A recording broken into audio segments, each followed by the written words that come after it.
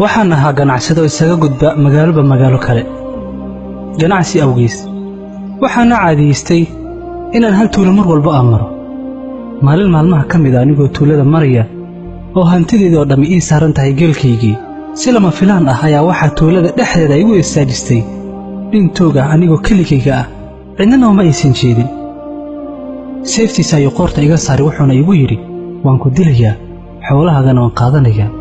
saxaabigii ganacsatada ahaa wuxuu ku yidhi wax walba qaado balse ay dilin tuuggii wuxuu yidhi may inaan xoolahaaga qaato oo aan ku dilo ayaa jirta maanta saxaabigii markuu arkay in ninkan uu rabo inuu dilo wuxuu ku yidhi waad dili kartaa xoolahaygana waad qaadan kartaa balse mid ii oggolow tuuggii wuxuu ku yidhi waxaad doonto samayso anigu waan ku sugayaa kii ku dilana waan ahay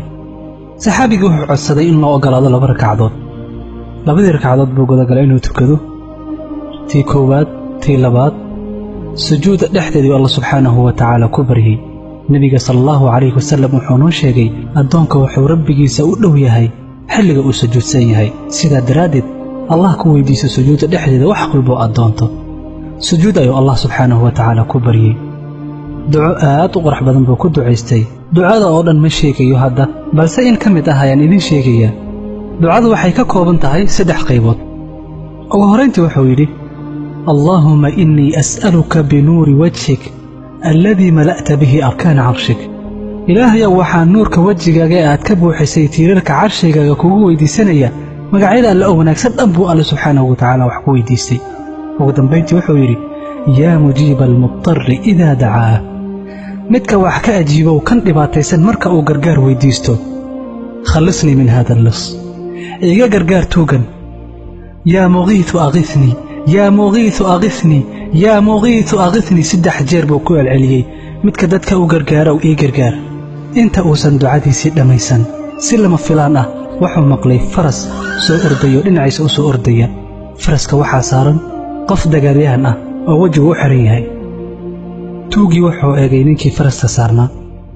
isagoon booskiisa ka dhaqaaqin baa qoorta laga jiray madaxiisa loo kala daayay dhulka ayuu dhacay oo dhintay saxaabigii wuxuu soo eegay malagii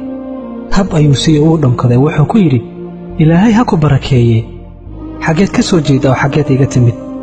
waxaa loogu jawaabay anigu waxaan ahay malag ka socda samada afaraad ducadaadii koowaad ayaad ku ducaysatay waan ku maqalnay ducadaadii labaad ayaad ku ducaysatay haddana samada oo dhan ayaa girirtay oo gilgishay ducadaadii saddexaad ayaad ku ducaysatay malaa'igta oo dhan Allah xaqiisa ay aadeen oo u tartameen aniga ayaana kaga hormaray waxaan Allah subxaanahu wa ta'ala weydiistay inuu ii ogolaado badbaadintaada waana la ii ogolaaday inaan ku badbaadiyo kadib malakii wuu qarsoomay qofka dhibaataysan ducadiisa mar walba waa mustajaab